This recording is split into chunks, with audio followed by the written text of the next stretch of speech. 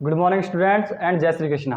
देखिए, मैंने एक शॉर्ट वीडियो डाली थी जिसमें मैंने बताया था how to introduce yourself, और मैंने उसमें ये कहा था कि मैं एक शॉर्ट वीडियो लाऊंगा जिसमें इंट्रोडक्शन दूंगा और देन उसके बाद एक लॉन्ग वीडियो लाऊंगा और उसके बाद मैं इंट्रोडक्शन के सारे इशू आपको ख़त्म कर दूंगा।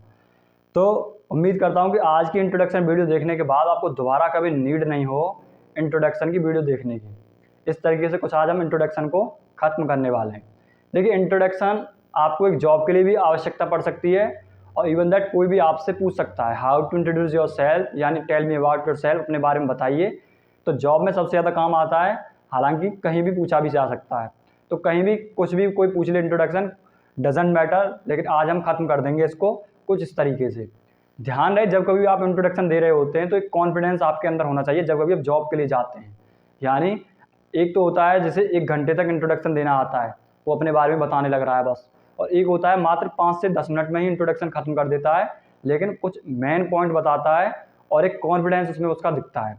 तो दोनों में ही अंतर होता है। ध्यान रहे, कॉन्फिडेंस भी मेन इसमें रोल प्ले करता है इंट्रोडक्शन में। यानी आपको ये नहीं लगना चाहिए कि भाई मुझ पर नहीं आता इंट्रोडक्शन इंग्लिश में देना। तो ध्यान रहे इस बात का, मेन तो सबसे चीज़ यही होती है। उसके बाद आपका स्टार्ट होता है इंट्रोडक्शन। इंट्रोडक्शन देते समय सबसे पहले करना होता है ग्रीट, जिसे आप अभिवादन कहते हैं। जैसा हमारी परंपरा और संस्कृति भी है कि हम जब कभी किसी से मिलते हैं तो उसे नमस्ते करते हैं, इसे इंग्लिश में ग्रीट कहते हैं।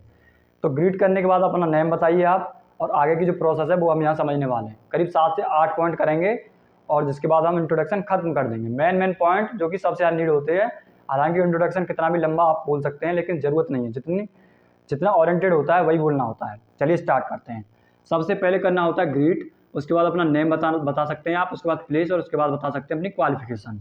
चलिए स्टार्ट करते हैं। How to introduce yourself, यानी अपना परिचय कैसे दें। ध्यान रहे, मॉर्निंग का अगर समय है इंट्रोडक्शन का आपका, तो आप बोलेंगे गुड मॉर्निंग। अगर 12 बजे के बाद का समय है तो आप बोलेंगे गुड आफ्टरनून, और अगर शाम के 5 बजे के बाद की बात है तो आप बोलेंगे गुड इवनिंग। किन सेंटेंस का यूज़ आपको नहीं करना है, हाय, हेलो, हे। इंट्रोडक्शन देते समय आप इनका यूज़ ना करें तो ज़्यादा बेटर रहेगा, क्योंकि ये इनफॉर्मल होते हैं और ये फॉर्मल होते हैं। अगर आपका इंट्रोडक्शन लेने वाले सर हैं तो आप बोलेंगे गुड मॉर्निंग सर, और अगर मैम है तो आप बोलेंगे गुड मॉर्निंग मैम। अगर ज़्यादा हैं इंट्रोडक्शन लेने वाले और आप उनको दे रहे हैं इंट्रोडक्शन, तो आप बोल सकते हैं गुड मॉर्निंग एवरीवन, ऐसे गुड आफ्टरनून एवरीवन, इस तरीके से आप बोल सकते हैं। देन उसके बाद आप उसे थैंक्स बोल सकते हैं, क्योंकि उसने आपको एक मौका दिया tell me about yourself कह के, यानी अपने बारे में बताइए।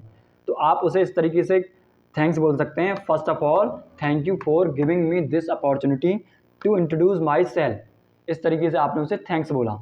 देन उसके बाद आप बताएंगे अपना नेम। नेम कैसे बता सकते हैं आप, कई तरीके हैं नाम बताने के। जैसे दिस इज, जो भी आपका नाम है वो आप बोल सकते हैं। जैसे जो भी आपका नाम है, दिस इज, जैसे मैंने लिखा है मोहन शर्मा, और आपका नाम है वो आप यहाँ लगा लेना। आप इस तरीके से बोल सकते हैं आई एम, जो भी आपका नाम है, और आप इस तरीके से भी बोल सकते हैं माई नेम इज, और जो भी आपका नाम है वो। उसके बाद आपको क्या नहीं बोलना होता है इंट्रोडक्शन देते समय, माई सेल्फ। ये इनकरेक्ट होता है ग्रामेटिकल, इस वजह से आप माई सेल्फ का यूज़ ना करें तो ज़्यादा अच्छा रहेगा। अब नेम बता दिया, उसके बाद आप बता सकते हैं अपना प्लेस। किस तरीके से बताएंगे प्लेस आप बोल सकते हैं आई बिलोंग टू, और जिस शहर से आप हैं उसका नाम लिख सकते हैं। जैसे दिल्ली से हैं तो दिल्ली, अगर आप देहरादून से हैं तो देहरादून, जैसे मैं मथुरा से हूँ तो मैंने लिखा है मथुरा। ऐसे ही आप इस तरीके से बोल सकते हैं सेंटेंस को, I am from Delhi, Mathura, Chandigarh, जहाँ से भी हैं आप वो नाम यहाँ बोल सकते हैं। मान के चलिए आपका जन्म कहीं और हुआ है और आप पले बड़े कहीं और हैं, तो आप इस सेंटेंस का यूज़ भी कर सकते हैं। I was born in Mathura and rest in Delhi. मान के जन्म आपका मथुरा में हुआ है और पले बड़े दिल्ली में, तो आप इस सेंटेंस का यूज़ कर सकते हैं, यानी मेरा जन्म मथुरा में हुआ है और मैं पला बड़ा दिल्ली में हूँ। इन तीनों सेंटेंसों में से आप एक का ही यूज़ कर सकते हैं, तीनों का यूज़ नहीं करना होता है, ध्यान रहे इस बात का। उसके बाद आप बता सकते हैं अपनी क्वालिफिकेशन।